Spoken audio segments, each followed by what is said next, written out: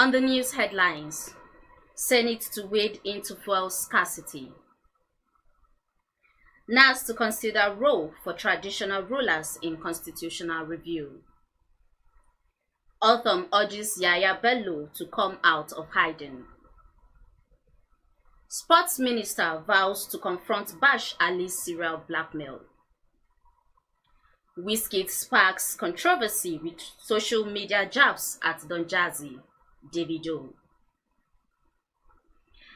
Good day.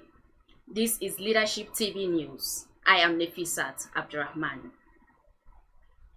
Senate representing Kwara North Senatorial District in the National Assembly, Sadiq Umar, has described the current fuel scarcity in the country as worrisome. Umar said the scarcity has made it imperative for the Senate to review the fuel policy and come up with legislative intervention in its Tuesday sitting with a bid to nip the situation in the board. The lawmaker made this disclosure during an interview with leadership in Ilorin, the Kwara State capital. As a member of the Downstream Petroleum Committee in the National Assembly, we are working towards meeting all stakeholders in the oil sector and understand clearly what are the issues so that we can get fuel available and make sure that the price is competitive and fair enough. He, however, attributed the current fuel scarcity to the handiwork of some people with different interests. He therefore called on Nigerians to be patient with the government, saying that frantic efforts are ongoing by the President Tinubu administration to make life more bearable for Nigerians.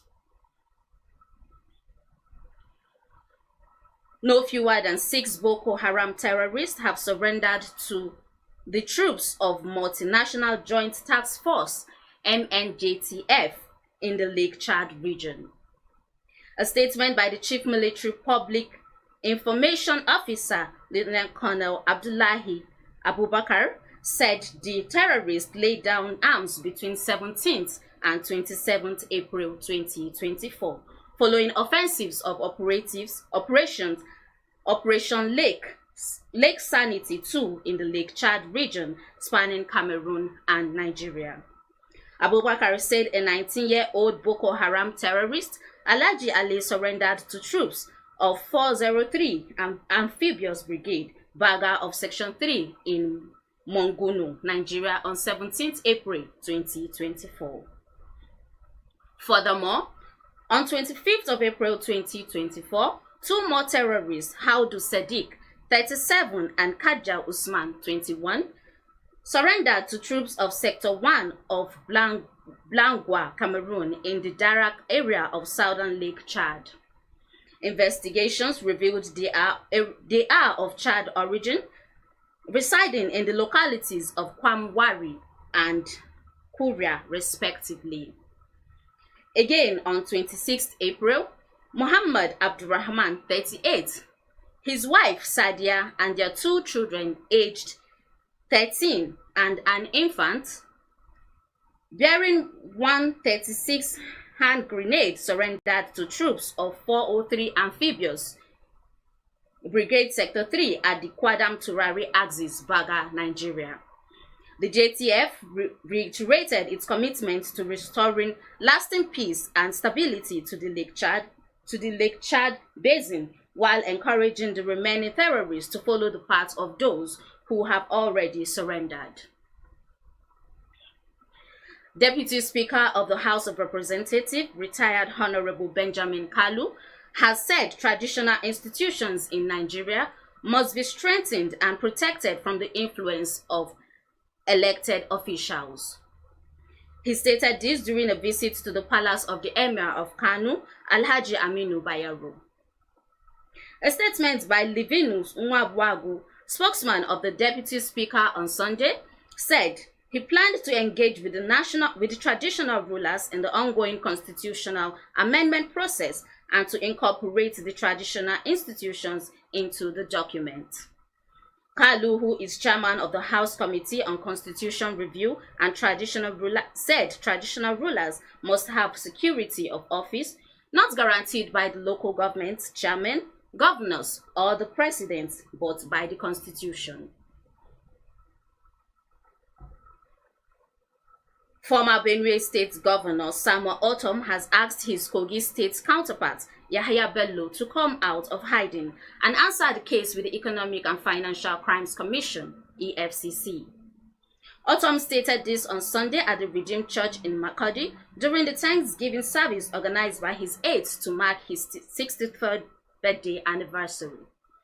He urged Bello to come out and defend his administration, adding that his continuous hiding would disgrace former governors across the country. EFCC are human beings, he said. If they are making inquiries, the laws are there. I have tried to get him on the phone, but I could not. I have tried those around him, but I could not. So I want this to be noted.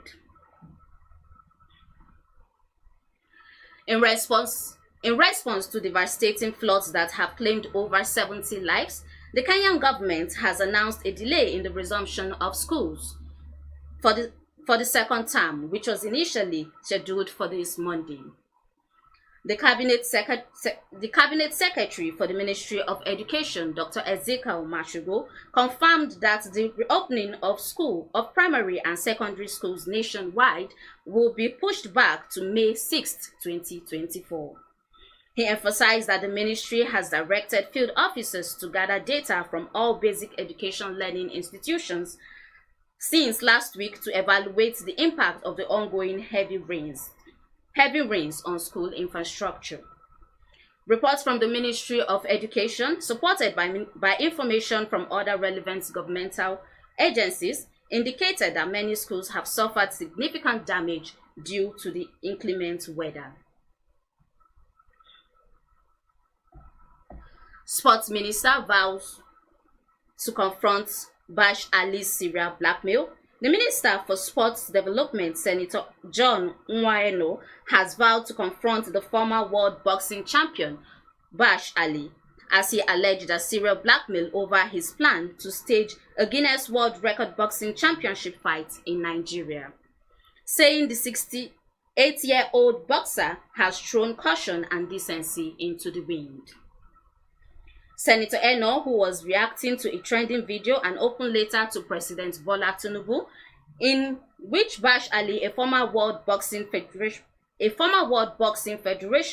cruiserweight champion, alleged that the sports minister demanded the sum of $1 million from him in order to endorse his plan to stage a Guinness World Record Boxing Championship fight in Nigeria. Said ignoring the former boxer's sole aim of defaming and destroying his reputation would be a profound mistake. The minister also recalled that Bash Ali's plan to stage his boxing fight in Nigeria has a long history spanning almost 2 years. To achieve his personal aspiration, he has deployed all manners of strategies, including naked blackmail and underhand tactics in the desperate effort to twist the federal government to spend upwards of $50 million to stage his fight. Successive ministers of sports have rightly told him that his plan to stage the fight is not the responsibility of the government, but a business that should be executed by the private sectors. In a series of tweets, Nigerian music sensation Ayodeji Balogun, known professionally as Wizkid, has set social media abuzz with veiled criticism aimed at industry giants including Don Jazzy and Davido. Wizkid ignited controversy when responding to a fan on X who had mentioned comments by artist Ladipo. Wizkid sharply responded, "Imagine me, Wizkid, engaging with someone signed under an influencer like Davido, like Don Jazzy. No way." These comments spurred intense online debate, with fans and observers dissecting the implication of his words. Speculation is that Wizkid's remark could be part of a publicity strategy in anticipation of new music release. And that's it on Leadership TV News. For more of our news stories, you can log on to our website at www.leadership.ng. Many thanks for watching. Thank you for watching. For sponsorship and advert placements, please contact 080 3688 61